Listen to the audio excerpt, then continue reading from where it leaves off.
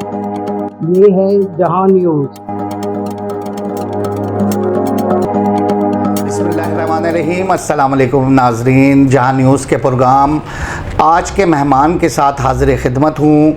आज जो हमारे साथ मेहमान मौजूद हैं ये फ़ुटबॉल में ना सिर्फ़ कौमी टीम की नुमाइंदगी करती रही हैं, नेशनल और बैनुल-अक़वामी मुख्तलिफ़ खेलों में मुकाबलों में हिस्सा लिया इन्होंने, और ना सिर्फ अपना नाम बनाया बल्कि मुल्क और कौम का नाम रोशन भी किया, मुख्तलिफ़ मेडल्स जीते। और सबसे अच्छी बात जो इनकी है वो ये है कि ये एक ऑलराउंडर हैं, सिर्फ फ़ुटबॉल को अपनी ज़ात के साथ मुंसलिक नहीं किया, ये वॉलीबॉल, जिमनास्टिक और दीगर गेम्स भी खेलती रही हैं। तो मैं ज़्यादा देर हाइल नहीं रहूँगा, इनका तारुफ़ करवाता हूँ। मैडम सैयदा रुबीना शाह साहिबा, अस्सलाम वालेकुम। वालेकुम। कैसी हैं आप? ठीक हैं, खैरियत से हैं? मैं तो समझ रहा था कि आप आएंगी तो फ़ुटबॉल वगैरह लेके आएंगी हमारे पास, और बाकी जो चीज़ें आप जो गेम्स खेल रही हैं, लेकिन आप बहरहाल जिस तरह आई वाकई महसूस होता है कि आप एक प्लेयर हैं। सबसे पहले जो हम चाहेंगे आपसे सुनना कि आप इस गेम्स में किस अंदाज में आई, क्या शौक़ था, बचपन से आप थी या अचानक ये कोई ड्रामाई कोई एंट्री हुई कॉलेज में और स्कूल में, और किस तरह आपने इस मैदान में कदम रखा?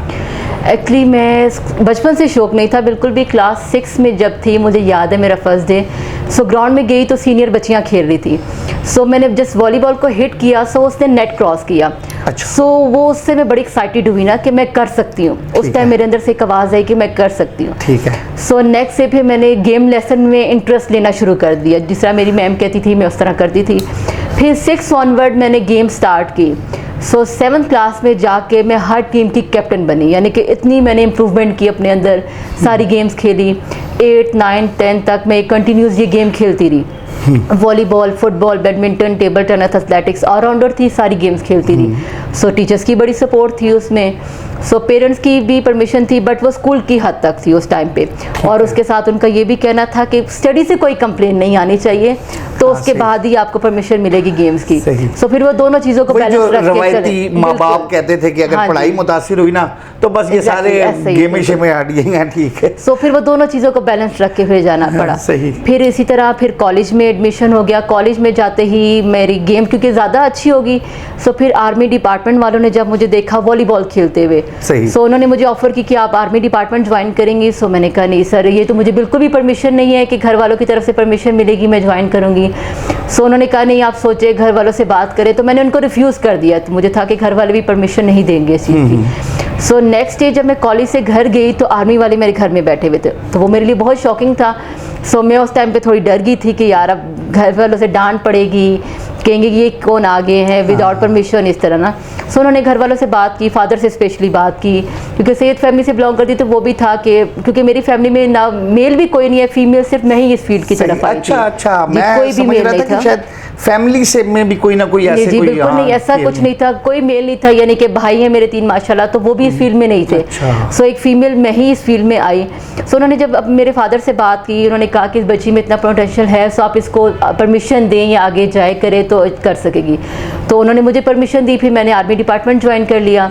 सो फिर उसके बाद मेरी ये जर्नी स्टार्ट हुई। फुटबॉल में भी मैं एंटर हुई, फिर वहाँ पे मैंने कोचिंग कोर्स किए, इंटरनेशनल लेवल पे किए फीफा की तरफ से। सो ये मैं सारी चीज़ें। अच्छा, मुझे एक चीज़ बताएं इसके साथ, सबसे मेन चीज़ वो ये है कि जब घर वालों ने कहा ना कि पढ़ाई मुतासिर नहीं होनी चाहिए, आपने चले नहीं मुतासिर होने दी, और फिर स्कूल के बाद कॉलेज में भी आप गेम्स खेलती रही। ज़्यादा सपोर्ट किसकी रही, भाई की, भाइयों की, वालदा की या वालिद की? ज़्यादा सपोर्ट मुझे वालदा की थी। अच्छा। वालिद की भी साथ थी, तो वो वालदा की तरफ से ना मैं थोड़ी सपोर्ट हासिल करके वालिद को मना लेती थी। ठीक है। तो वो मैंने अम्मी को आगे रखा हुआ था। वालदा भी मना ही लेती है ना कि वो बस ठीक है, बच्ची है, वो कर रही है। वो अम्मी थोड़ा सा होता था उनकी सपोर्ट, क्योंकि कुछ बातें डायरेक्ट एज अ मतलब कि लड़की हूँ तो वो माँ के साथ करती थी, तो फिर वो बाप के साथ मना लेती थी, कर लेती थी, तो वो बड़ा अच्छा होता था। अच्छा, पहले ये मेरा अपना एक अंदाज़ा है कि शायद रोक टोक भी हो ना कि इधर नहीं जाना, शहर से बाहर नहीं जाना, बैरून मुल्क नहीं जाना। अब जब आपने इतना माशाल्लाह एक नाम कमाया हुआ है, अब आप जब उन लोगों से मिलती हैं, अपने वो फैमिली के साथ बैठती हैं, अब वो क्या, वो कोई उनको होता है कि अच्छा हमने अच्छी सपोर्ट की है, या वो कहते हैं नहीं हमने बिल्कुल ही गलत कर दिया, घर को भी टाइम नहीं दे पा रही आप, और ये क्या उनका क्या बिल्कुल आप सही कह रहे कि स्टार्ट में जब लिया था तो फैमिली की तरफ से बहुत सी बातें सुनने को मिलती थी, मुझे भी, पेरेंट्स को भी। सो मुझे याद है कि मैंने जब पहली दफ़ा ट्रैक सूट पहना तो मैं थोड़ा अनकंफर्टेबल फील कर रही थी। तो मेरे फादर ने कहा कि देखो जब तुम्हारे माँ बाप तुम्हारे साथ है, उन्होंने तुम्हें परमिशन दी हुई, तो तुम्हें किसी चीज़ के बारे में सोचने की ज़रूरत नहीं है। सो मेरे लिए एक पहला स्टेप था, भरपूर सपोर्ट थी बिल्कुल। सो फिर फैमिली वाले भी कोई बातें करते थे तो वो मुझ तक आने से पहले मेरे पेरेंट्स उनको जवाब दे देते थे, उनको एक ट्रस्ट था मुझ पर, वो जवाब देते थे उन चीज़ों का। सो वो करते करते आज वही मेरे पेरेंट्स हैं जिनको ये सुनने को मिलती है कि आपकी बेटी नहीं आपका बेटा है। सो वही अब जो फैमिली वाले हैं वो मेरे बारे में ये बात करते हैं। किस तरह आप ये कौमी टीम का हिस्सा बनी, फुटबॉल में है ना? जी बिल्कुल। फिर उसके बाद आपने मुख्तलिफ मुकाबले खेले, और फिर आप जो मेडल्स लेके आई वो किस तरह, किस तरतीब के साथ ये सारा मामला हुआ? आर्मी डिपार्टमेंट में जाने के बाद जब उन्होंने देखा ऑलराउंडर हूँ मैं, तो उन्होंने मुझे फुटबॉल के लिए कहा कि आप फुटबॉल भी खेलें। सो मुझे याद है जब मैं स्कूल में थी, जब पाकिस्तान फुटबॉल पहली दफ़ा खेली गई थी पाकिस्तान में, जो फेडरेशन ने टीम बनाई थी, मैंने उसमें भी पार्टिसिपेट किया था। सो उसके बाद मैंने आर्मी डिपार्टमेंट जब ज्वाइन किया तो फुटबॉल की टीम में आई। सो मैं कैप्टन थी वहाँ पे, तो फिर मैंने वहाँ पे फुटबॉल स्टार्ट की करते करते। फिर इसके बाद एजुकेशन भी थी, क्योंकि एजुकेशन बहुत मैटर करती है ना स्पोर्ट्स के साथ साथ। फिर उन्होंने मुझे कोचिंग कोर्स के लिए ऑफ़र की, वो भी मैंने किए। सो वहाँ से मैंने फुटबॉल स्टार्ट की। सो जब मेरा पहला मेडल मुझे मिला, ब्रॉन्ज मेडल था जो मैंने पहले, वैसे गोल्ड मेडल्स भी है, सिल्वर भी, लेकिन जो पहला लाइफ का मेडल था वो मेरा ब्रॉन्ज मेडल था, जो मुझे फुटबॉल की तरफ से मिला था। ठीक है। सो वो जब पेरेंट्स ने लाइव देखा था टीवी में, सो वो मेरे लिए बड़ा अच्छा मोमेंट था। मुझे कॉल्स आ रही थी कि उन्होंने जब मुझे देखा, तो वो मेरे लिए स्टेप बाय स्टेप इस तरह फिर मैंने आगे इम्प्रूवमेंट करती किसी फील्ड में। ठीक है। अच्छा, ये एक चीज़ बताइएगा कि एक तो जब एक अपनी एक रवायती एक खुशी होती है ना इंसान को कि ये मैं मेडल लेके आ रही हूँ पाकिस्तान, फिर इधर भी कोई बाकायदा जब आप मुख्तलिफ मेडल्स लेके आती रही, तो बाकायदा कोई गली महल्ले की सतह पे भी कोई आपका इस्तकबाल होता रहा? एक होता है ना कि हमारे इस एरिया की ये प्लेयर हैं, और क्या आपको एक्चुअली अभी ये था कि थोड़ी इतना ज़्यादा ओपन नहीं हुई मैं, फैमिली वाले मतलब कि मोहल्ले वालों को पता है कि लाइक खेलती है, करती है। हाँ जी। सो इस तरह कभी ओपन नहीं किया। अपनी फैमिली में गेट टुगेदर होगी, उसमें हम लोग सेलिब्रेशन करते थे, फैमिली वाले आ गए सब, तो उसी में सेलिब्रेशन करते थे, बाकी इतना ओपन नहीं करते। सही। अच्छा, पहले आप एक एज अ प्लेयर आप रही, आप खेलती रही, फिर उसके बाद अब आप कोचिंग भी कर रही हैं, और सबसे मेन चीज़ ये है कि आप कौमी व बैनुल अक़वामी मुकाबलों में रेफरी के फ़राइज़ भी सरअंजाम दे रही हैं। ये जो स्टेप बाय स्टेप आप एक स्टेप ऊपर आ रही हैं, क्या फील करती हैं? बहसियत कोच आप अच्छी हैं, बहसियत प्लेयर अच्छी हैं, या बहसियत रेफरी ज़्यादा अच्छे फैसले कर पाती हैं आप? अच्छा, अगर एज अ प्लेयर में देखा जाए तो प्लेयर का अलग वो होता है कैटेगरिया, कोच का अलग होता है, और रेफरीज का अलग होता है। सो अपने टाइम पे जब प्लेयर थी तो मुझे लगता था अच्छी हूँ, जब कोचिंग साइड पे आई हूँ तो मुझे लगा कि हर अच्छा प्लेयर अच्छा कोच नहीं बन सकता। सही। ये एक चीज़ मैंने नोट की वहाँ जाके, क्योंकि जो अच्छा प्लेयर नहीं होता समटाइम वो अच्छा कोच बन जाता है, और उसकी स्किल्स इतनी अच्छी होती हैं कि वो अपनी टीम को अच्छा बना सकता है। सो रेफरी साइड पे मैं अभी आई हूँ, रिसेंटली मैंने कोर्स किया, रेफरी साइड पे भी आई हूँ।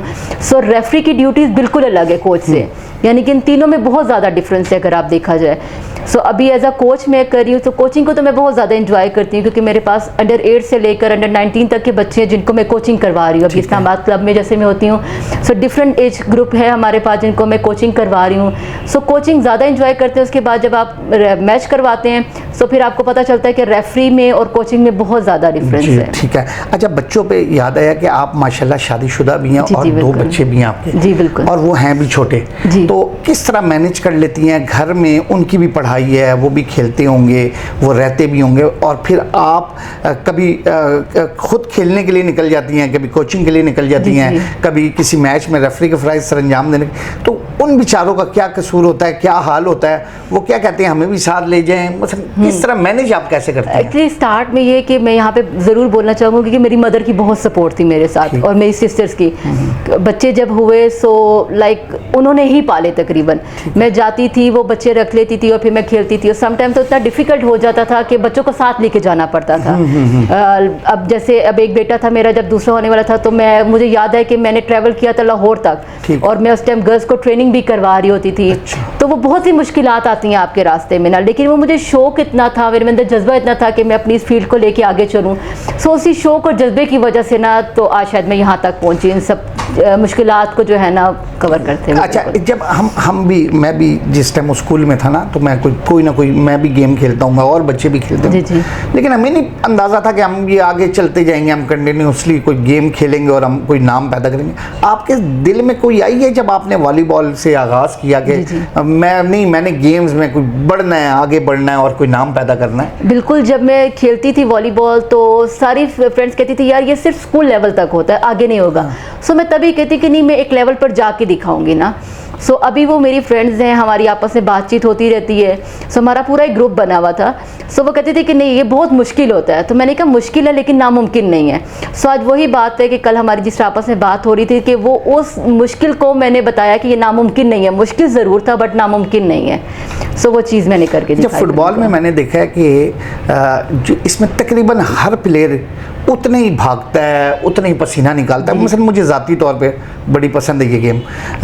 क्रिकेट वगैरह में होता है ना कि यानी कि आउट हो गए पहली बॉल पे अपनी गलती से, या अगला बॉलर अच्छा हुआ तो बस फिर तशनगी रह जाती है कि हम होते और सारा मैच ख़त्म हो जाता है। फुटबॉल में ये होता है कि आप एक दफ़ा नहीं भागे तो आपके पास फिर कभी ना कभी आपको मौका मिलेगा, आप भागेंगे ज़रूर, यानी उस घंटे डेढ़ घंटे के मैच में। तो अच्छा है ये, आप के भी दो बच्चे हैं और दोनों बेटे हैं, आप चाहेंगे कि कोई बच्चा इस फील्ड में आगे नाम बनाए, या वो जो आजकल एक रुझान है कि मोबाइल पे कंप्यूटर पे वो किस साइड पे वो अपना वक्त सर्व करते हैं? नहीं बिल्कुल, मैं तो ये चाहूँगी कि बच्चे इस साइड पे हैं। मेरे स्पेशली मैं अपने बच्चों को कहती हूँ, उनको बहुत इंटरेस्ट है क्रिकेट में भी, फुटबॉल में भी। सो मैं चाहती हूँ कि मेरे बच्चे इस फील्ड में आगे जाएँ, मुझसे ज़्यादा अपना नाम कमाएं। सो मैं इसी तरह बाकी पेरेंट्स को भी बोलूँगी कि आजकल का जैसा दौर चल रहा है, स्पेशली अपने बच्चों को खुद लेके जाएँ ग्राउंड में, ताकि वो फिजिकल एक्टिविटी में इन्वॉल्व हों। वो जितने इन्वॉल्व होंगे ये उन्हीं के लिए अच्छा होगा, स्पेशली पेरेंट्स के लिए भी अच्छा होगा कि बच्चे थोड़ा आउट जाएंगे, थोड़ी फिजिकल एक्टिविटी करेंगे, उनकी हेल्थ के लिए स्पेशली बहुत ज़रूरी है फिजिकल एक्टिविटी। इसमें ये जो गेम्स होती है इसमें सिफारिश वगैरह का कोई अमल दखल होता है ये ऊपर आने के लिए? कोई आपको कहीं करवानी पड़ी, आपने कहा कि मेरा भी नाम डल जाए, या वाकई मेहनत से लोग आती हैं? देखिए यहाँ पे बहुत सी बातें सुनने को मिलती है, तो अगर मुझसे पूछा जाए बिल्कुल सिफारिश का ऐसा कुछ नहीं है। लाइक मैं आज जब यहाँ तक पहुँची हूँ तो किसी की कभी मैंने कोई सिफारिश नहीं करवाई कि मुझे रेफरी बनना है, कोर्स करना है तो मैं किसी से सिफारिश करवा दूँ, ऐसा नहीं होता। जब आप में टैलेंट होता है, जब आप मेहनत से कोई काम करते हो तो आप ज़रूर अपना उस जो है ना उस अचीवमेंट अचीव कर लेते हो जो भी आप। अभी तक आपने कितने मैचेस खेले, वो वाले मैचेस जिसमें आप मेडल्स लेके आई, और क्या क्या मेडल लेके आई हैं? मेडल्स तो मेरे पास ब्रॉन्ज भी बहुत ज़्यादा हैं, सिल्वर्स भी और गोल्ड मेडल्स भी बहुत ज़्यादा हैं, जो मैंने अभी तक गिने नहीं, काफ़ी ज़्यादा हैं। सर्टिफिकेट भी इसके साथ साथ, और मैचेस की भी तादाद अगर पूछें तो वो अनलिमिटेड है, क्योंकि आप खेलते थे। नेशनल चैम्पियनशिप होती है, उसमें डिफरेंट मैचेस आते हैं, और आर्मी डिपार्टमेंट की टीम भी तब बहुत अच्छी थी। सो वो आप खेलते थे तो वो एंड तक जाते थे। हर साल नेशनल चैम्पियनशिप होती थी, सो हम लोग उसमें खेलते थे, करते थे। तो वो काफ़ी मैचेस मैंने इस तरह खेले हैं, किए हैं सब कुछ। अमूमन घर में जब आप तो बिलखसूस क्योंकि गेम्स में आप चली जाती थी, अपनी प्रैक्टिस भी करती होंगी, घर के काम नहीं करती होंगी ना, तो नहीं ऐसा नहीं था, जो होती हैं बड़ी बहनें होती हैं वो कहती हैं ना कि इसको तो तमगा मिलना चाहिए। तो आपने फिर बताया उनको कभी कि ये देखो जी मैं तमगे ले आई हूँ? ऐसा भी काम नहीं किया। और फिर दूसरा ये था कि मुझे घर के कामों में इंटरेस्ट था। मजे की बात ये कि मैं वो पे भी सपोर्ट करती थी, ठीक है, कि लाइक कुकिंग का मुझे वो भी करके, और फिर मैं अगर बाहर निकलती थी ना तो मैंने वो भी फिर उनको बताया कि अगर बाहर निकली तो मैं एटलीस्ट कुछ लेके आई, मेडल्स लेके आई थी, तो फिर वो भी उससे खुश होते थे कि चलो एटलीस्ट बाहर जा रही है, खाने पीने की चीजें लाई तो वो नहीं मेडल्स जो गेम खेल, आज हांडी नहीं पकानी है। नहीं। अच्छा ये बताएं कि बच्चों ने कभी चाहा कि बस अब आप छोड़ दें, आप घर रहा करें? नहीं, बच्चे तो खुश होते थे देख के, लाइक वो पिक्चर्स देखते थे या फेसबुक पे देखते थे कि मामा आ रही हैं, देख रही हैं, तो बच्चे बड़े खुश होते थे देख के। फिर उनकी खुशी में भी खुशी होती थी, वो भी चाहते थे कि मामा हम भी इस लेवल पे आएँ। तो इंशाल्लाह मुझे पूरी उम्मीद है कि मेरे बच्चे भी उस लेवल तक आएंगे। अच्छा, रेफरी के लिए मुख्तलिफ कोर्सेज होती हैं, मतलब ये इसका तजर्बा जो आप एज अ प्लेयर, आप एज अ कोच आप ले रहे हैं, लेकिन उसके अलावा भी बड़ा है, तो आपने कोई कोर्सेज वगैरह किए इस हवाले से? जी रिसेंटली बिल्कुल ही यहाँ पे पाकिस्तान फुटबॉल फेडरेशन ने कोर्स करवाया था रेफरी का, जिसमें मैंने पार्टिसिपेट किया था। 100+ स्टूडेंट से वहाँ पे 27 की सिलेक्शन हुई थी, जिनमें एक मैं भी थी। हम दो फीमेल्स थी उसमें ना, और मैंने वो कोर्स किया था और नंबर 4th पोजीशन पे मैं उसमें आई थी।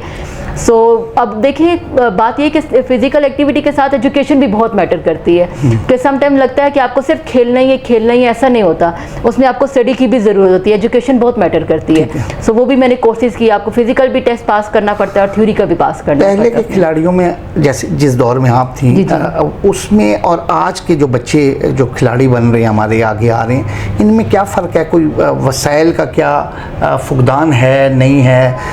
अभी ज़्यादा कोई इक्विपमेंट्स उनके पास हैं, उनके पास मालूमात ज़्यादा है? क्या समझती हैं इन दोनों का, इस दोनों जो कहते हैं 2000 से पहले वाले और 2000 के बाद, तो क्या कैटेगरी का क्या फ़र्क है इसमें? देखिए हमारे टाइम पे ना हमें वो अपॉर्चुनिटीज़ नहीं मिलती थी कि जा रहे हैं हम लोग, खेल रहे हैं, सब कुछ कर रहे हैं। सो अभी जो बच्चे हैं उनके पास तो रिसोर्सेज भी अवेलेबल है, हर किस्म का रिसोर्स उनको अवेलेबल है, और फिर वो सोशल मीडिया से आप देखिए वो ड्रिल्स सीख सकते हैं जो हमारे टाइम पे नहीं था, हम लोग नहीं सीख सकते थे वो ड्रिल्स वगैरह, हमारे पास रिसोर्सेज नहीं होते थे। अभी तो हर बच्चे के पास, हर टीम, यानी कि अगर फुटबॉल, क्रिकेट, बैडमिंटन जो भी खेलना है उसके पास वो रिसोर्स होगा और बहुत अच्छे लेवल का उसके पास रिसोर्स होगा जिसको वो यूज़ करते हैं, खेलते हैं, करते हैं। हमारे टाइम पर ये चीज़ें नहीं थी। अभी तो कोचिज़ के अकॉर्डिंग देखा जाए तो कोचिज़ उनके पास बहुत अच्छे अवेलेबल हैं, वो कोचिंग करते हैं और फिर आगे तक लेवल तक बच्चों को लेके जाते हैं। बहसियत कोच तो आप चाहेंगे कि पूरे पाकिस्तान के बच्चे आपसे ही सीखें, लेकिन बहरहाल आप क्या कहती हैं कि बच्चों में ये एक्टिविटीज़, ये गेम जो अब किसी हद तक कम होती जा रही है, उसकी कई वजूहत हैं। आबादी में इजाफा हुआ है, खेलों के मैदान में कमी हो गई, अब गली महलों में भी जहाँ लोग बच्चे खेल लेते थे क्रिकेट, फुटबॉल, वहाँ गाड़ियाँ खड़ी हो गई हैं, तो जगह की कमी है। तो आप क्या कहती हैं कि ये गेम्स होनी चाहिए और किस अंदाज में फिर होनी चाहिए? देखिए अब यहाँ पे हमारी फेडरेशंस, पहले तो पेरेंट्स बच्चों को बाहर लेके जाएं, जो भी ग्राउंड उनके पास अवेलेबल है बच्चे वहाँ पे गेम करें। फिर ये है कि अभी तो हमारे फेडरेशंस वगैरह जितनी भी हैं उनसे रिक्वेस्ट है कि थोड़े छोटे छोटे इवेंट्स करवाते रहें। उन इवेंट की बेस पे होगा कि बच्चे एटलीस्ट उसमें पार्टिसिपेट करके उससे उनका कॉन्फिडेंस लेवल बहुत ज़्यादा बिल्ड हो जाता है, फिर उनमें वो शौक पैदा होता है कि हम आगे जाए, कुछ करें। सो एक बहुत अच्छा स्टेप है अगर ये गवर्नमेंट लेती है, जो जितने भी हमारी फेडरेशन ये लेती हैं, सो बच्चों के लिए बहुत ज़्यादा बेस्ट हो जाएगा। आपने जो गेमें खेली हैं उनमें सबसे ज़्यादा स्कोप और बिलखसूस गवर्नमेंट किस गेम को ज़्यादा सपोर्ट कर रही है?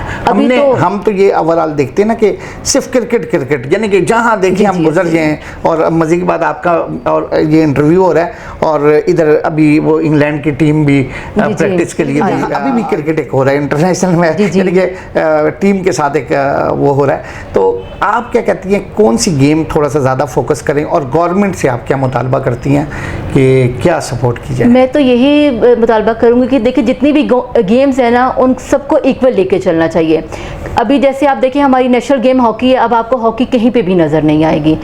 सो अभी अगर आप न्यू जनरेशन में देखा जाए तो फुटबॉल का स्कोप बच्चों में बहुत ज़्यादा है। क्रिकेट कम हो चुकी है, हमारे नेशनल लेवल तक क्रिकेट चल रही है, पेरेंट्स मैच देखते हैं, करते हैं, लेकिन जो अभी बच्चों में देखा जाए तो फुटबॉल का स्कोप बहुत ज़्यादा है। बच्चे लाइक सॉकर में फुटबॉल और फुटसॉल है, फुटसॉल भी फुटबॉल की तरह ये छोटी सी गेम है, लाइक ग्राउंड छोटा होता है। सो बच्चे बहुत ज़्यादा इंटरेस्ट ले रहे हैं उसमें। सो मेरा यही मुतालबा है कि सारी गेम्स को आप बैलेंस लेके चलें और फिर आपको रिजल्ट भी मिलेंगे उस चीज़ से। अगर आप एक ही गेम पे फोकस करेंगे तो फिर आपको बाकियों से एक्सपेक्ट करने की जरूरत नहीं कि उसमें भी आपको रिजल्ट मिलेंगे।